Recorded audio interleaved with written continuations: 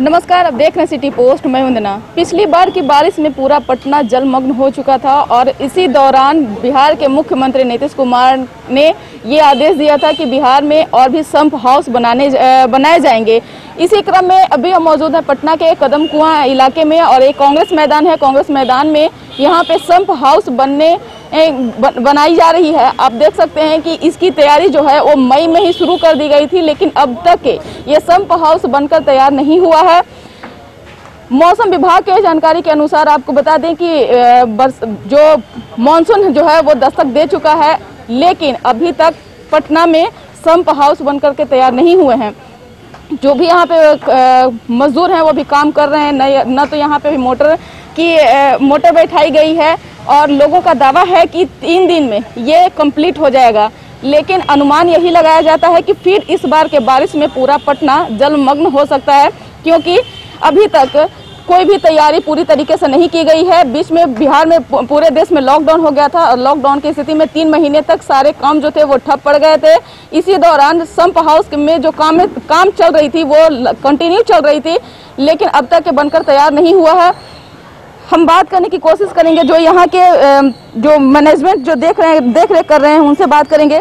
Sir, जिस तरीके से संप हाउस बनने का जो आदेश दिया गया था और इसको पूरा कर देने का अभी ये आदेश था, तो ये कब तक के बनकर तैयार होगा, क्योंकि मानसून भी जो है वो दस्तक दे चुका है बिहार में। ये जो कांग्रेस मैदान का जो संप हाउस है, इसको मैक्सिमम एक या 2 दिन और लगेंगे, जिससे ये कंप्लीट वर्किंग में आ जाएगा।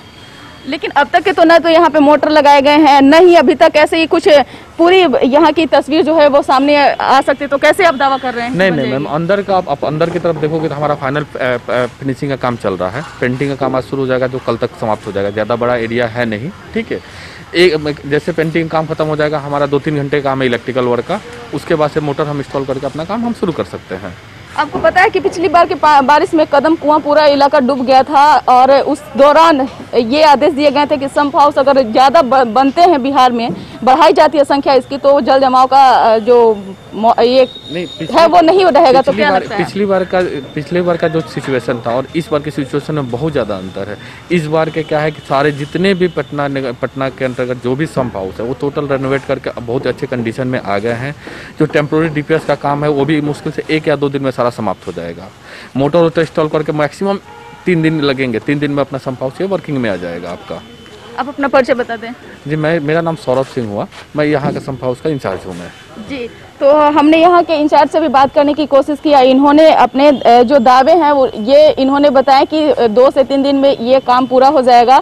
लेकिन पिछली बार की बारिश में जिस तरह से नगर निगम और बुड़कों पे आरोप थे कि उनके मतलब जो काम करने का जो तरीका था, अगर वो सही तरीके से नहीं हुआ, यही कारण था कि पिछली बार पूरा पटना जो था वो डूब चुका था। लेकिन उस चीज़ से लोगों ने एक सीखी थी और उस दौरान ये कोशिश की जा रही थी कि इस बार की बारिश में पूरा पटना न डूबे। इसकी तैयारी जोरों शोरों से चल रही है।